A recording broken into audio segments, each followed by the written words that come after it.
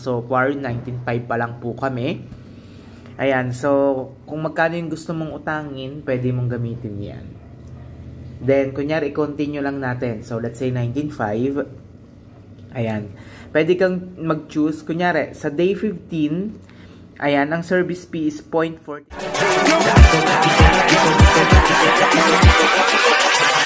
Hold up.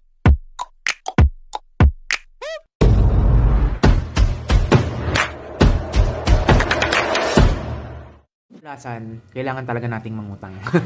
Oo, nangungutang talaga kami. Kasi kung hindi kami mangungutang, wala kaming utang. Okay, so nandito tayo ngayon sa Tala apps. Then nakalagay dito, borrow again anytime. Your credit line is always on and accessible.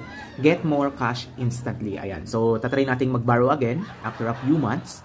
So, pinutin natin tong borrow again. Then, what would you like to use your cash for? So, lagay natin syempre for business expense. What kind of business expense is this? So, lagay natin siguro is travel. Oh, travel na. Tapos, do you have an outstanding debt? Siguro no na lang lagay natin kasi utang to, kailangan magpakitang gilas tayo. How much money in total did you earn in the 30 days? Huhulaan lang natin siguro. Siyempre, lagay natin 30 days. Kunyari, mga 60,000. Ayan. How frequently do you earn money? Lagay natin is weekly. Pwede rin daily. Hindi, weekly na lang.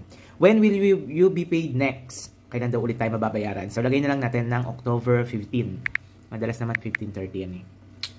So, 2024. Ayan. Tapos, submit lang natin siya kung ma-approve ulit tayo.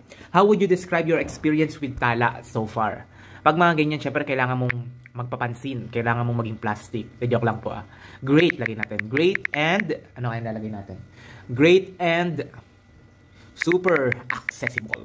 Ah, okay. Then, save and continue natin siya ngayon. Tingnan natin kung mag-a-approvehan tayo. Ayan na. We are getting to know you better. Naku, mukhang pupuntahan pa ata tayo sa bahay. While waiting, i-refresh lang natin. Tingnan natin kung may result na.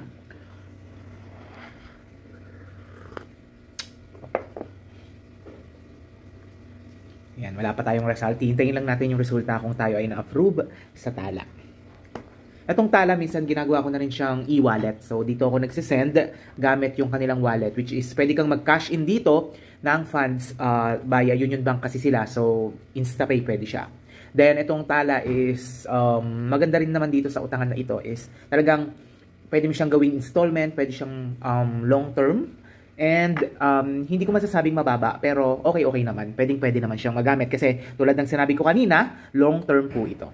Okay, so, siguro back lang tayo. Ayun, na-opera na tayo.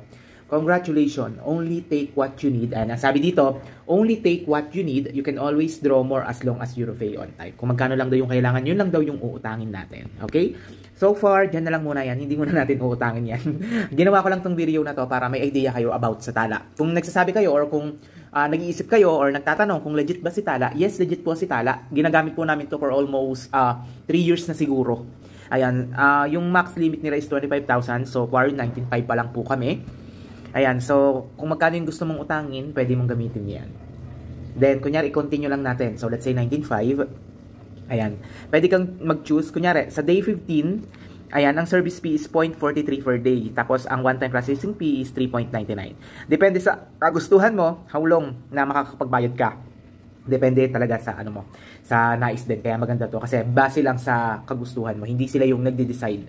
Hindi sila nakikialam sa buhay ng may buhay. Okay, yan. So, yun lang po. Maraming salamat. Thank you for watching my video.